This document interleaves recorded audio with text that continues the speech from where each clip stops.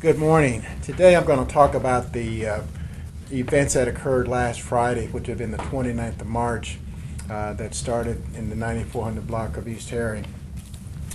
At about 2:35, at about 2:23 on Friday the 29th, a 24-year-old female was robbed at gunpoint of her vehicle when she was in the parking lot there again, 9450 East Herring, which is the Dillon's parking lot.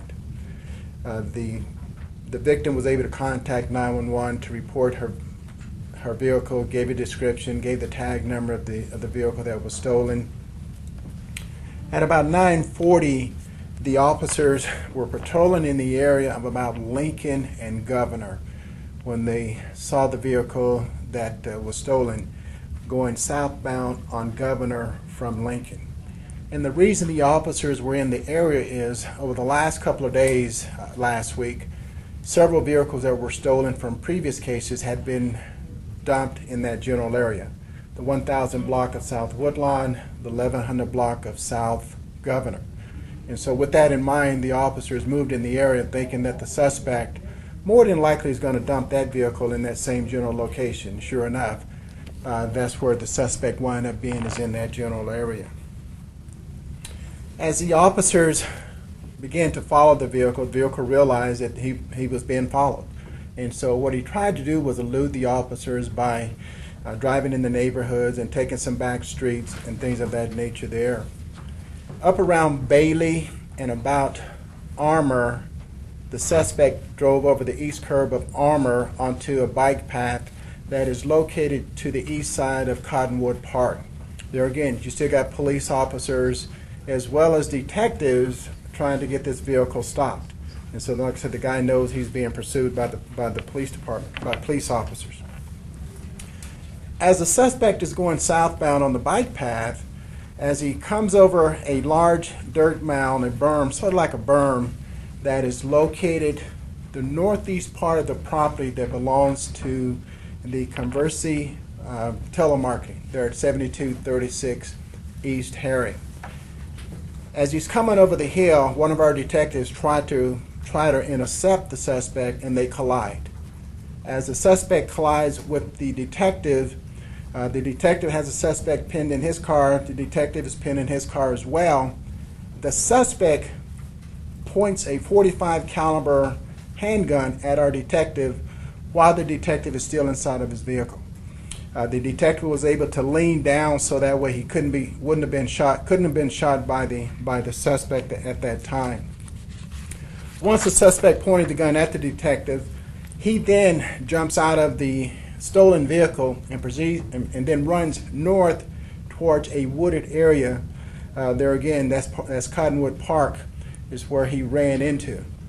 Detectives, police officers, all giving chase towards this suspect, who's a 30-year-old white male. As they get into the wooded area, the suspect, we don't know exactly what happened, but one shot is heard by the officers. That shot is then broadcast to other officers that we got shots fired.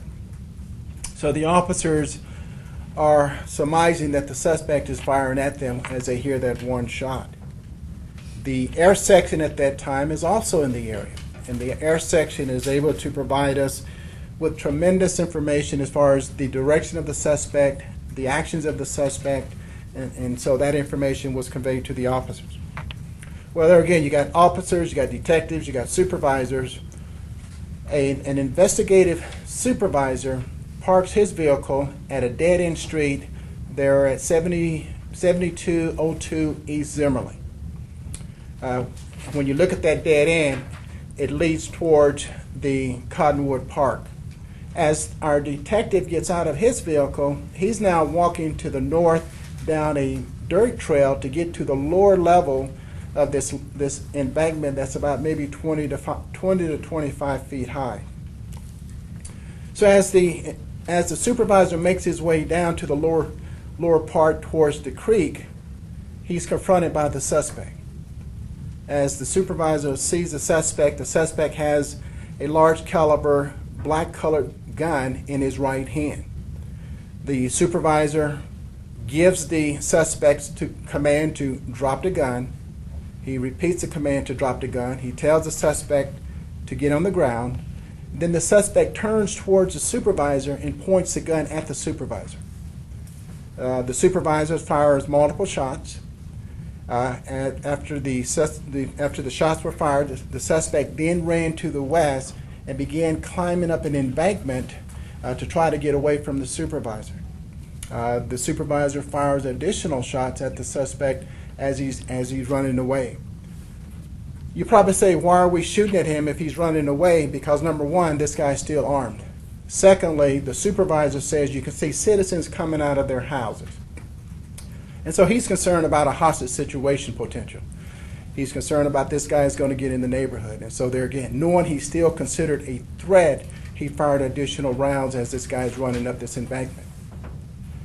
As the suspect gets to the top of the embankment and he's running along the same dirt path that the supervisor went down, there's another supervisor, a patrol supervisor, that is on the south side of a white Malibu vehicle parked on Zimmerly.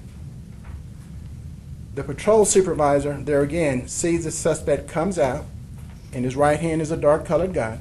He gives command, drop the gun, get down. The suspect then begins to raise the gun, and the supervisor made the decision to fire several rounds at the suspect, striking the suspect. There again, the suspect was still considered a threat not only to the officers but also to the community as a whole, and that's why the shots was fired. The suspect was taken to Western Hospital. He had non-life-threatening injuries at that time. He was eventually released on Saturday afternoon.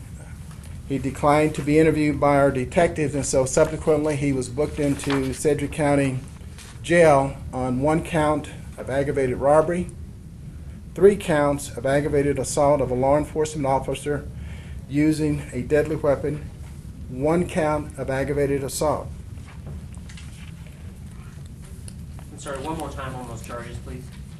1 count aggravated robbery, 3 counts aggravated assault on a law enforcement officer using a deadly weapon, and 1 count of aggravated assault. Last week, beginning the 24th of March, we had the beginning of a series of carjackings on the east side, as well as a robbery that happened on the east side. And because of those crimes occurring in a short amount of time, both the investigation division as well as the Patrol Police Bureau Commander and his staff began to conduct special assignments. And so that's why we had the number of personnel in that area after the original call came out, is because there again we had 4 different incidents that began the 24th of March. We had 2 that happened on the 28th and 1 that happened on the 26th. We still have work to do to determine if this suspect is in fact going to be connected to those 4 other cases, and so we'll be able to get a determination by the end of the week and be able to charge him. When you look at the overall situation, there again you had a 24-year-old female that was robbed at gunpoint, stolen of her vehicle. The fact that the suspect tried to loot officers by driving in the neighborhood, the fact that the suspect pointed his weapon several different times at law enforcement officers. He was a threat to not only us as police officers, but he was a threat to the community. And when you look at a .45 caliber semi-automatic, that weapon can do some tremendous damage to a person. And so when you look at all of those things that happened, the officers had to take the appropriate action to protect themselves, protect the community as a whole, and also be able to stop this suspect from being a threat to the community. So we're going to open it up for questions that you may have of me. Chief, you said last week that it started a series of carjackings and even a robbery. Still have work to do to determine if he is involved in those other cases. Would you classify as highly likely that he is involved in those other cases? There is a strong possibility that he may be involved with those other cases. And there again, that's why I say we still have additional work to do to be able to confirm that as far as him being the actual suspect. But there's a very strong possibility that he's connected with those cases. And Chief, are those like the one at Town East, the one at the tanning place? Can you list those? What do you mean listen? What's that? What do you mean listen? I'll get those cases, Chief. She wants to know which cases they are. I don't know if you have those. That you're talking I can get those. about? Okay.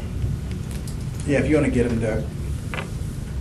When the two cars crashed, were they face to face, side? And was he pointing the gun through the windshield, or how was that? The detective's vehicle T-boned the suspect's vehicle in the driver's side door. And so the suspect pointed the gun towards the detective via the driver's window. There again, the detective was still inside of his vehicle, and he was able to lean down. There again, in his mind, he thought the guy was going to shoot him. And the detective forcibly rammed the suspect? Is that how it happened, or did the suspect forcibly ram the officer? That is still unclear right now as far as if it was forceful. I think there again, as the suspect was coming over this berm, the detective was coming up off the bike path from a northwesterly direction and trying to cut him off. Did he ever, when they were following him, did he ever speed, or was he just driving speed limit? There was no indications that any kind of speeds were given. It was just he was driving through the neighborhoods trying to elude the officers, and like I said, eventually he wound up on the bike path and headed south towards Harry. Can you say where he was hit with gunfire? He suffered injuries to his arm as well as the abdomen. But there again, none of those injuries are life-threatening. He's already sitting over in jail. Was he hit twice then? Right now, we'll just say multiple times.